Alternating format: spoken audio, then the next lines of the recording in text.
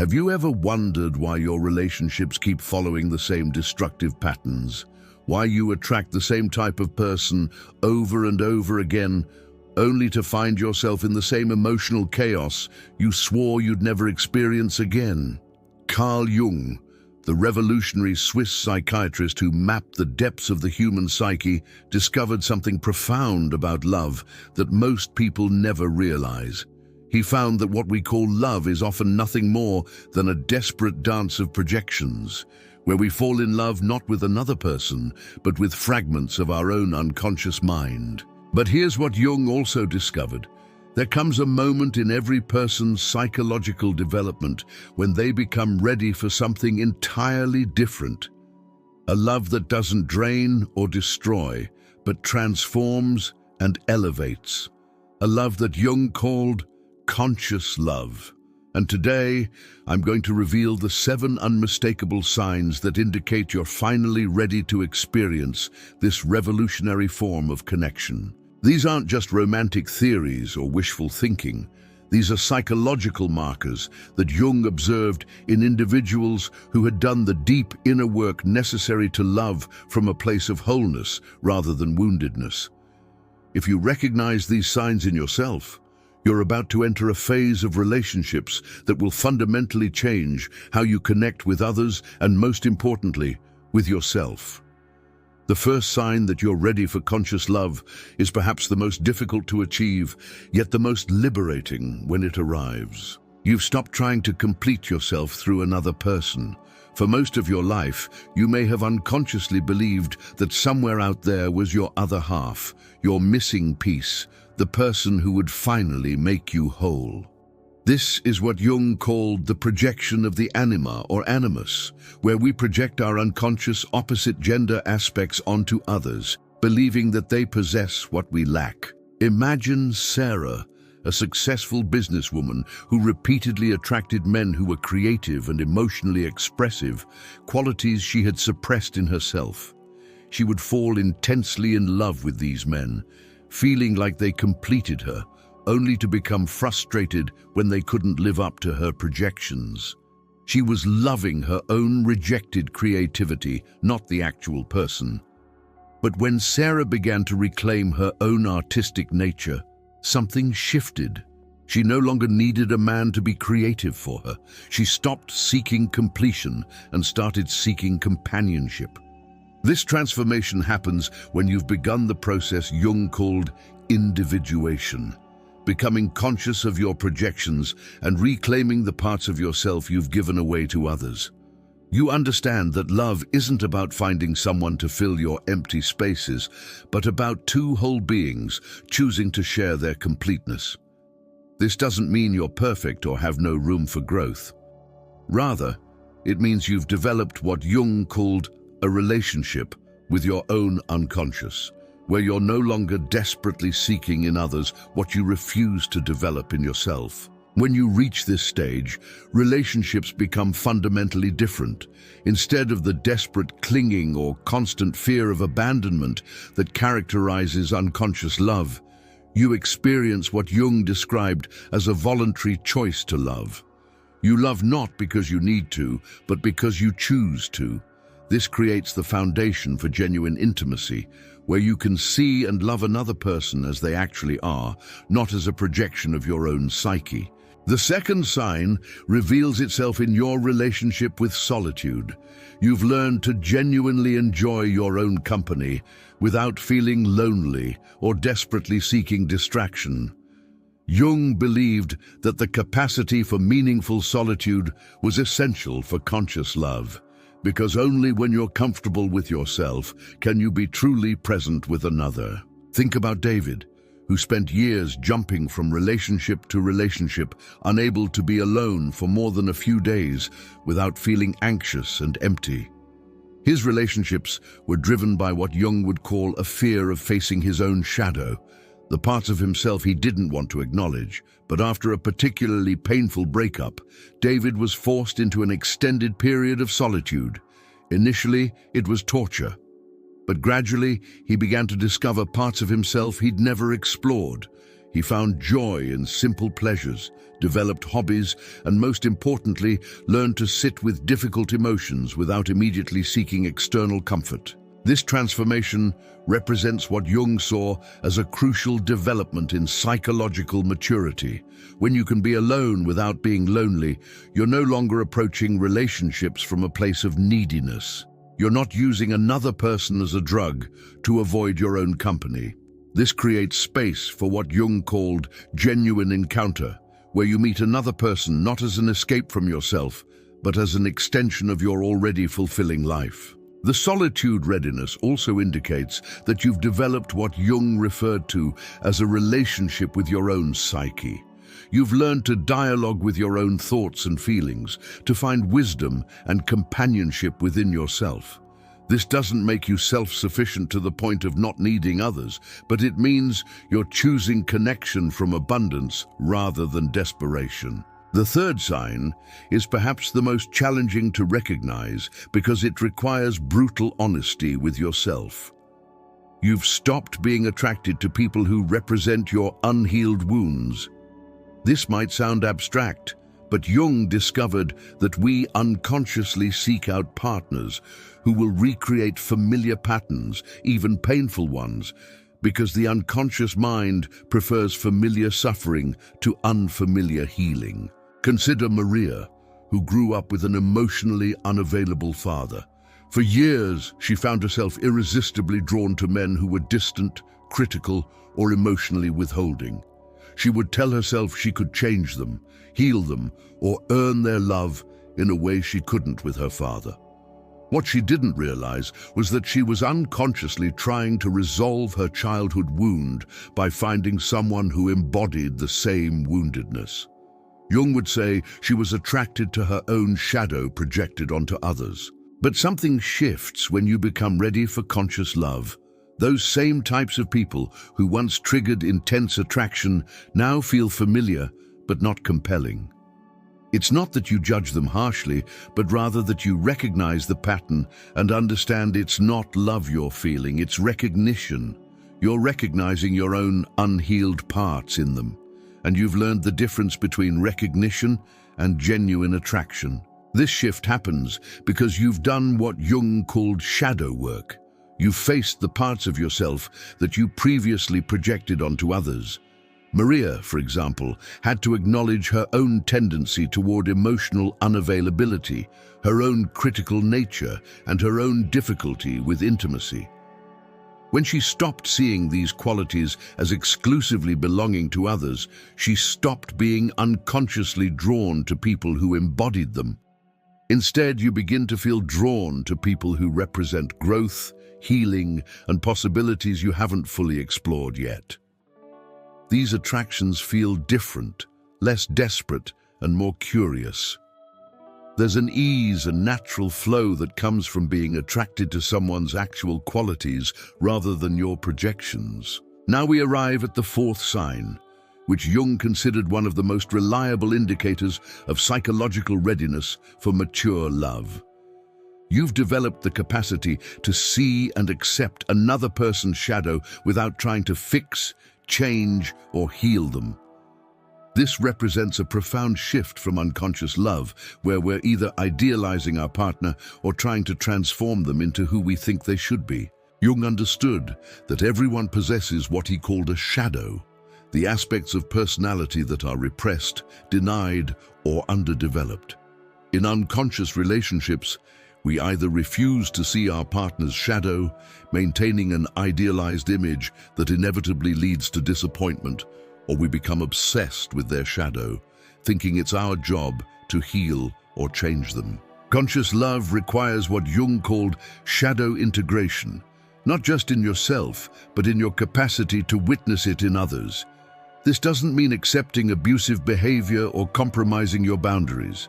Rather, it means you can love someone fully human, with both light and darkness, strength and weakness, without needing them to be different than they are. Picture James, who had spent his 20s in relationships where he was either putting women on pedestals, seeing them as perfect beings who could do no wrong, or becoming disillusioned when they revealed human flaws and trying to fix or improve them. But in his 30s, after significant inner work, James met Emma. He could see her tendency toward anxiety, her occasional selfishness, her struggles with vulnerability. But instead of either denying these qualities or trying to heal them, he simply saw them as part of who she was. He loved her wholeness, not a projected ideal. This capacity emerges when you've accepted your own shadow, when you've stopped trying to be perfect and started trying to be authentic. You naturally extend the same acceptance to others. You understand that shadow qualities often contain hidden gifts, and that trying to eliminate them in yourself or others is futile and damaging. This doesn't mean you don't have preferences or boundaries. You're not settling for behavior that harms you, but you're able to distinguish between someone's shadow qualities and their character. You can love someone who struggles with anxiety without trying to cure their anxiety.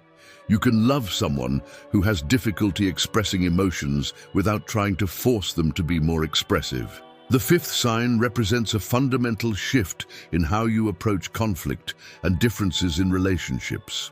You've learned to maintain your center during emotional storms, both your own and your partner's. Jung believed that conscious love required what he called differentiation, the ability to remain yourself even in intimate connection with another. In unconscious relationships, we tend to either lose ourselves completely, absorbing our partner's emotions and taking responsibility for their feelings, or we become defensive and shut down, unable to stay present during difficult conversations. But conscious love requires a third option, remaining compassionately present while maintaining your emotional sovereignty. Think about Lisa, who used to become completely dysregulated whenever her partner was upset. She would either become frantic trying to fix whatever was wrong, or she would shut down and withdraw, unable to tolerate the discomfort of someone else's pain. But through years of inner work, Lisa learned to stay present with her partner's emotions without making them her responsibility. She could offer support and love without losing herself in the process. This capacity develops through what Jung called the process of holding tension. Instead of immediately moving to resolve discomfort, either by fixing or fleeing, you learn to sit with difficult emotions and allow them to transform naturally. You understand that conflict in relationships isn't a sign that something is wrong, but rather an opportunity for deeper understanding and growth. When you've developed this capacity, relationships become less dramatic, but more intimate. You're not creating artificial harmony by avoiding difficult conversations, nor are you creating chaos by being unable to tolerate differences. You can disagree with someone and still love them. You can be hurt by someone's actions without making them responsible for healing your hurt. This is where many people pause and wonder if you have questions about what you're hearing, or if these insights are resonating with your own experience. The journey toward conscious love isn't just an intellectual understanding. It's a lived transformation that touches every aspect of how we connect with others. If you're finding value in this exploration of Jung's insights, this channel is dedicated to diving deep into these psychological and spiritual transformations that can revolutionize your relationships and your life. The sixth sign might surprise you because it seems counterintuitive to everything we're taught about love. You're no longer afraid of losing the relationship. This doesn't mean you don't value your connections or that you're indifferent to your partner's presence in your life. Rather, it means you've developed what Jung called a relationship with impermanence, understanding that all relationships, like all things in life, are subject to change and ending. This fearlessness comes not from detachment, but from a deep trust in your own resilience and wholeness. When you know that you can survive and even thrive regardless of whether a particular relationship continues, you're free to love without the desperate clinging that characterizes unconscious attachment. Consider Robert, who spent most of his adult life in relationships dominated by the fear of abandonment. He would compromise his values, suppress his needs, and even tolerate mistreatment rather than risk being alone. His love was conditional on the other person staying, which meant it wasn't really love at all, but rather a desperate attempt to avoid the pain he imagined would come with loss. But when Robert finally faced his fear of abandonment and realized he could not only survive being alone, but actually thrive in solitude, everything changed. He could love more deeply because he wasn't loving from fear. This transformation represents what Jung saw as a mature relationship with attachment. You understand that true love actually requires the freedom to choose, moment by moment, to stay in relationship. When someone stays with you because they're afraid to leave, they're not really choosing you. But when someone stays because they genuinely want to be with you, even though they have the inner strength to leave if necessary, that's conscious love. This doesn't mean you become careless with relationships or that you don't invest in their growth and health. Rather, it means you're investing from a place of choice rather than compulsion. You work on relationships because you want them to flourish, not because you're terrified they'll end. The freedom from fear of loss also allows for authentic vulnerability. When you're not desperately protecting against abandonment, you can show up more honestly, share more openly, and take the emotional risks that create genuine intimacy. Now we arrive at the seventh and perhaps most profound sign that you're ready for conscious love. This is what Jung considered the ultimate marker of psychological and spiritual maturity in relationships. You've developed the capacity to love the other person's growth, even when that growth takes them away from who you originally fell in love with. This requires a fundamental understanding that Jung believed was essential for conscious love. People are not static entities, but dynamic, evolving beings in a constant process of becoming. Unconscious love tries to freeze people in time, loving them for who they were when you met them and becoming threatened or resentful when they change. But conscious love celebrates the other person's evolution, even when that evolution is uncomfortable or challenging for you. Imagine Carol and her husband Michael. They met when Michael was quiet, predictable, and focused primarily on career and financial security. Carol felt safe with his stability and reliability. But as Michael entered his 40s, he began exploring creative interests, questioning the lifestyle they'd built together, and expressing parts of his personality that had been dormant for years. The old Carol might have felt threatened by these changes, worried that the man she married was disappearing. But having done her own inner work, Carol recognized Michael's changes as part of his individuation process, his journey toward becoming more fully himself. She supported his growth, even though it meant their relationship had to evolve in ways she couldn't predict. This capacity emerges when you understand what Jung called the principle of individual wholeness. Each person has a unique path toward becoming who they're meant to be, and that path often involves developing aspects of personality that were previously unexpressed. Conscious love means supporting your partner's individuation process, even when it's inconvenient for you. This doesn't mean accepting behavior that harms you or compromising your own growth for someone else's. Rather, it means recognizing that healthy relationships require two people who are each committed to becoming more fully themselves. Sometimes this growth is harmonious and complementary. Sometimes it creates tension and requires renegotiation of the relationship structure. And sometimes it means recognizing that two people can love each other deeply while no longer being compatible as life partners. The ability to love someone's growth requires tremendous courage because it means accepting that love doesn't guarantee permanence. But Jung believed this was the only way to experience what he called authentic love, love that honors the full humanity and potential of both people involved. When you can celebrate your partner's evolution, even when it's challenging or uncomfortable, you create space for the kind of relationship that supports both people becoming more fully themselves. This is what Jung meant when he wrote about love as a mutual process of individuation, where two people help each other become who they're meant to be. But there's something even more profound that happens when these 7 signs converge in your life. Jung discovered that when someone becomes ready for conscious love, they don't just change how they relate to romantic partners, they transform their relationship with love itself.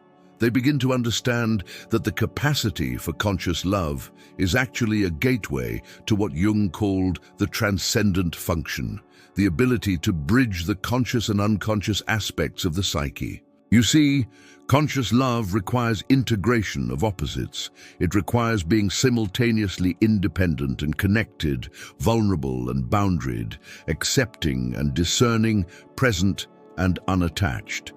These are the same psychological capacities required for what Jung considered the highest form of human development, individuation, the process of becoming who you truly are at the deepest level. When you're ready for conscious love, you're also ready for conscious living. You approach all your relationships, not just romantic ones, from a place of wholeness rather than neediness.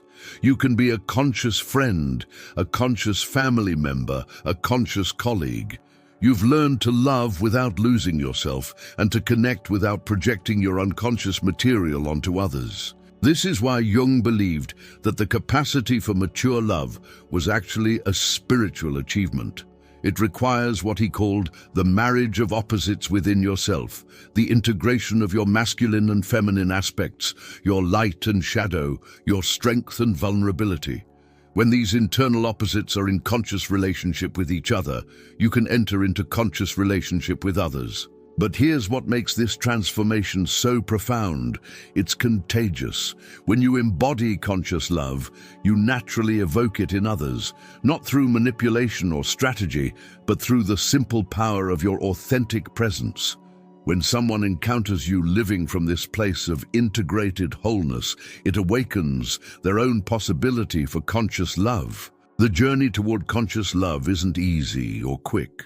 It requires what Jung called the hero's journey into your own unconscious, facing the parts of yourself you'd rather avoid, integrating your shadow, reclaiming your projections, and developing genuine self-love. But the reward is nothing short of revolutionary, the capacity to love and be loved in a way that transforms everyone involved. As you recognize these signs in yourself, remember that readiness for conscious love doesn't mean you've arrived at a destination. It means you've developed the psychological and spiritual tools necessary for the ongoing adventure of authentic relationship. Every conscious relationship becomes a mutual journey of growth, discovery, and evolution. Jung believed that conscious love was one of the highest expressions of human potential, requiring not just emotional maturity, but psychological courage, spiritual depth, and the willingness to keep growing throughout your entire life. If you recognize these signs in yourself, you're not just ready for better relationships, you're ready for a completely different way of being human, one that honors both your individual uniqueness and your deep interconnection with others. The question isn't whether you deserve conscious love. The question is whether you're willing to become the kind of person who can receive it, embody it, and offer it to the world. And if these 7 signs are present in your life, Jung would say that you're not just ready for conscious love, you're ready to become love itself in all its conscious, transformative, and transcendent power.